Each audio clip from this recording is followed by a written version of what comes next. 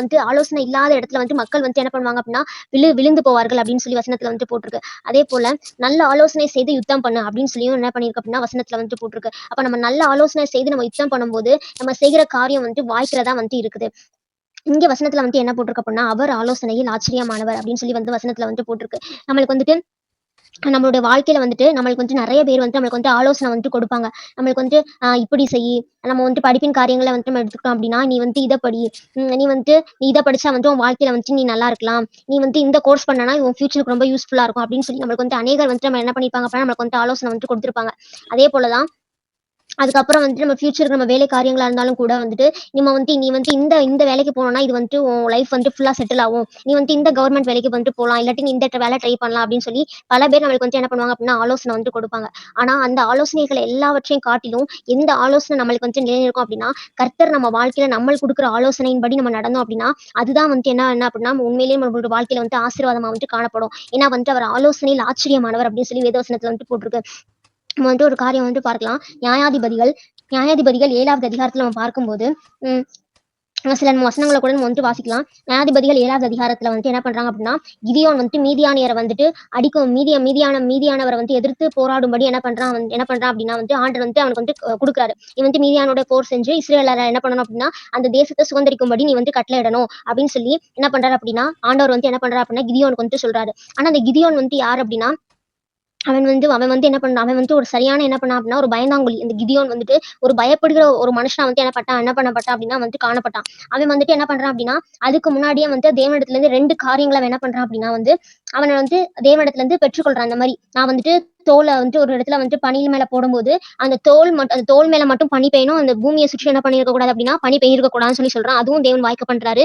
இன்னும் வந்துட்டு அந்த தோல் வந்து உலர்ந்தா இருக்கணும், பூமி மட்டும் பனியால வந்து நிரம்பி இருக்கணும்னு சொல்றான். அதுவும் தேவன் வந்து என்ன பண்றாரு அப்படின்னா வாய்க்க பண்றாரு. இத்தனை அடையாளங்கள் வந்து அவன் வந்து ஆண்டவரிடத்துல வந்து கேட்டு வந்து பெற்றுக்கொள்கிறான். ஆனா வந்து அதே போல அவன் வந்துட்டு அவன் என்ன பண்ண போறான் அப்படின்னா அந்த மீதியான இடத்துல யுத்தம் பண்ண போகும்போது அவன் தேவன் இடத்துல இருந்து ஆலோசனை பெற்றுக்கொண்டு போகிறான். அந்த ஆலோசனை பெற்றுக்கொண்டு போனது நிமித்தம் அவனுக்கு என்ன ஆச்சு அப்படின்னா அந்த யுத்தத்துல வந்துட்டு அவனுக்கு வந்து வெற்றி கிடைச்சிச்சு.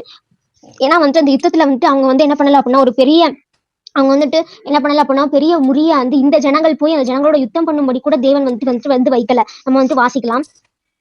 நியாயாதிபதிகள் 7வது அதிகாரத்துல 15வது வசனத்துல இருந்து வாசிக்கலாம்.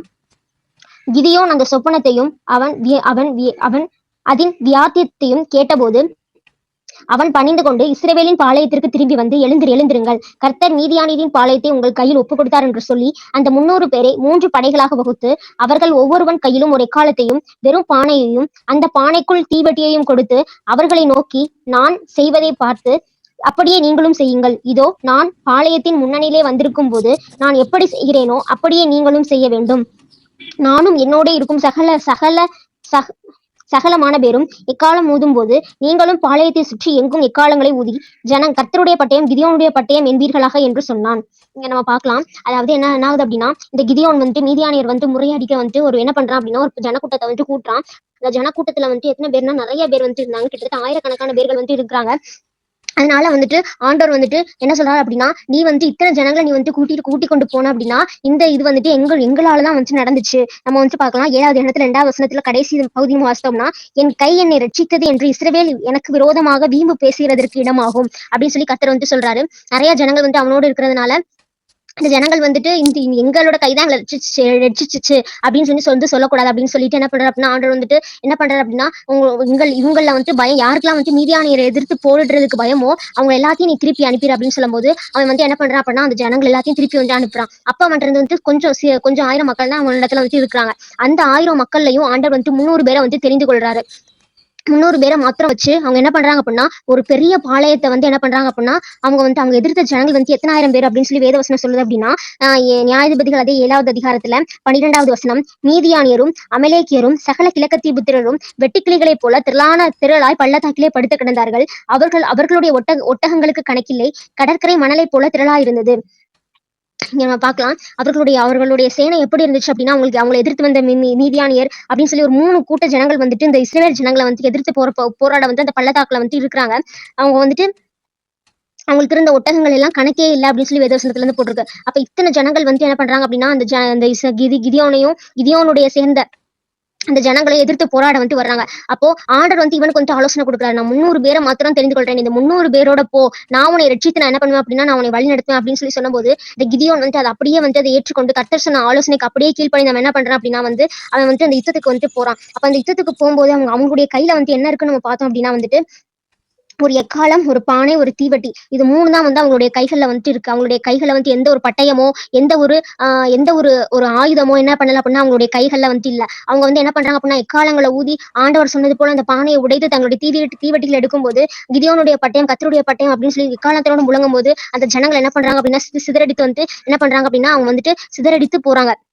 அந்த ஜனங்கள் தங்கள் பாளையங்களை விட்டு என்ன பண்றாங்க அப்படின்னா, அப்படி அப்படியே ஒருத்தரோட ஒருவர் என்ன பண்றாங்க அப்படின்னா, அவங்களுக்கு வந்து ஒருத்தரோட ஒருத்தர் என்ன பண்றாங்க அப்படின்னா, அவங்கள வந்துட்டு மாய்த்து கொள்கிறாங்க. இப்படி என்ன பண்ணாரு அப்படின்னா, ஆண்டவர் வந்துட்டு அந்த ஜனங்களை வந்துட்டு என்ன பண்ணாரு அப்படின்னா, அந்த ஜனங்கள் வந்து மீதியானியுடைய கைகள்ல இருந்து ஆண்டவர் வந்துட்டு தப்புவித்தாரு. நம்ம நெக்ஸ்ட் இன்னொரு காரியத்தை பார்த்தோம் அப்படின்னா, நம்ம வந்துட்டு மத்தேயு 1வது அதிகாரத்துல நம்ம பார்த்தோம் அப்படின்னா வந்து, அங்க வந்து என்ன ஆகுது அப்படின்னா, மத்தேயு 1வது அதிகாரத்துல மத்தேயு 1வது அதிகாரத்துல 19வது 20வது வசனம். அவள் புருஷனாகிய யோசேப்பு நீதிமானா இருந்து அவளை அவமானப்படுத்த மனதில்லாமல் ரகசியமாய் அவளை தள்ளிவிட யோசனையா இருந்தான். அவன் இப்படி சிந்தித்துக் கொண்டிருக்கையில் கர்த்தருடைய தூதன் சொப்பனத்தில் அவனுக்கு காணப்பட்டு, தாவீதின் குமாரனாகிய யோசேப்பே, உன் மனைவியாகிய மரியாளை சேர்த்துக்கொள்ள ஐயப்படாதே, அவளிடத்தில் உற்பத்தியாயிற்றது பரிசுத்த ஆவியினால் உண்டானது. இங்க நம்ம பார்க்கலாம். அதே போல ஆண்டவர் வந்துட்டு என்ன பண்றாரு அப்படின்னா, இங்க வந்து அதாவது இயேசுவின் தாயாகிய மரியாளுடைய புருஷன் வந்து யோசேப்பு. அப்போ அவன் அவன் வந்துட்டு இந்த கல்யாணம் ஆறதுக்கு முன்னாடி என்ன பண்ணி என்ன மரியாள் வந்து கர்ப்பவதி ஆனதுனால அவளை வந்து தள்ளிவிட வந்து அவன் வந்து என்ன பண்றான் அப்படின்னா வந்துட்டு யோசனையா இருக்கான். யோசனையா இருக்கும்போது அது வந்து என்ன இல்லை அப்படின்னா ஒரு நல்ல யோசனை வந்து கிடையாது. ஆனா வந்து ஆண்டவர் வந்து அவனுக்கு ஒரு நல்ல யோசனை வந்து என்ன பண்றாரு அப்படின்னா, இந்த தேவதூதன் மூலியமா என்ன பண்றாரு அப்படின்னா அவனுக்கு வந்து கட்டளையிடுறாரு.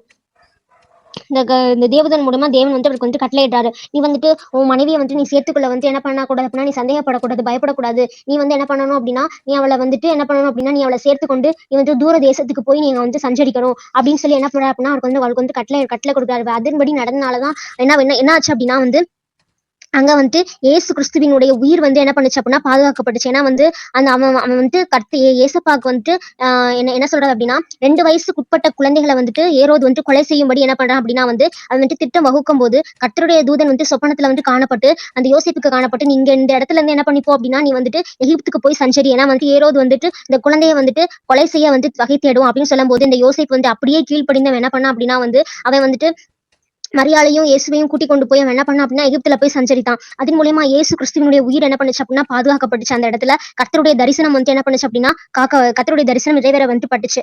அதே போலதான் நம்ம நெக்ஸ்ட் பார்த்தோம் அப்படின்னா, யார் அப்படின்னா இந்த வந்து வானசாஸ்திரிகள். இந்த வானசாஸ்திரிகளும் வந்து இந்த சாஸ்திரிகளும் வந்துட்டு அப்படிதான். அவங்களும் என்ன பண்ணாங்க அப்படின்னா, அவங்க வந்து வழி தவறி போகும்போது அவங்களுக்கு என்ன ஆச்சு அப்படின்னா, அவங்க வந்து நட்சத்திரத்தை கண்டு ஒருவேளை வந்து ராஜா வந்துட்டு இந்த அரண்மனையில தான் வந்து பிறந்திருப்பாரு அப்படின்னு சொல்லி அவங்க என்ன பண்ணாங்க அப்படின்னா நினைச்சு வந்துட்டு அவங்க என்ன பண்ணாங்க அப்படின்னா ஏரோதோட அரண்மனைக்கு வந்து போனாங்க. ஆனா ஏரோதின் அரண்மனைக்கு போய் அவங்க அதுல இல்லாத பட்சத்துல அவங்க என்ன பண்றாங்க அப்படின்னா, திருப்பியும் அந்த நட்சத்திரத்தை அவங்க என்ன பண்ணாங்க அப்படின்னா பின்தொடர்ந்து வந்து போய் இயேசுவை வந்து கண்டு அவங்க வந்து பணிந்து கொள்றாங்க. அந்த இடத்துல அவங்களுக்கு வந்து ஒரு எச்சரிக்கை வந்து கொடுக்கப்படுது. நம்ம வந்து பார்க்கலாம். 2வது அதிகாரத்துல 13வது வசனம். அவர்கள் போன பின்பு கர்த்தருடைய தூதன் சொப்பனத்தில் யோசேப்புக்கு காணப்பட்டு, ஏரோது பிள்ளையை கொலை செய்ய தேடுவான், ஆதலால் நீ எழுந்து அந்த வசனம் கிடையாது. ஆஹ் 12வது வசனம். பின்பு அவர்கள் ஏரோது இடத்திற்கு திரும்பி போக வேண்டாம் என்று சொப்பனத்தில் தேவனால் எச்சரிக்கப்பட்டு வேறு வழியாய் தங்கள் தேசத்திற்கு திரும்பி போனார்கள் அப்படின்னு சொல்லி பார்க்கலாம்.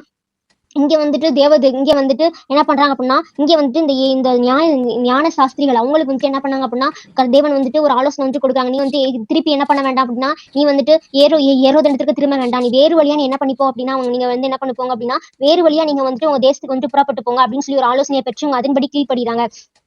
இந்த மாதிரி என்ன பண்றாங்க அப்படின்னா, பல ஆலோசனைகளை வந்து தேவன் வந்து நம்மளுடைய வாழ்க்கையில வந்து கொடுக்குறவரா வந்து இருக்கிறாரு. நம்மளுடைய வாழ்க்கையிலயும் கூட நம்ம வந்துட்டு சில காரியங்கள்ல வந்துட்டு நம்ம என்ன பண்ணணும் அப்படின்னா, நம்ம வந்து ஆலோசனை வந்து தேவனிடத்துல நம்ம வந்து கேட்கிறவங்கள வந்துட்டு நம்ம வந்து காணப்படணும். ஏன்னா ஆலோசனையை தேவன் வந்துட்டு வழங்கிட்டு நம்மளுக்கு செய்யத்தக்க பலனையும் என்ன பண்ணுவார் அப்படின்னா அவர் தான் வந்துட்டு கொடுப்பாரு.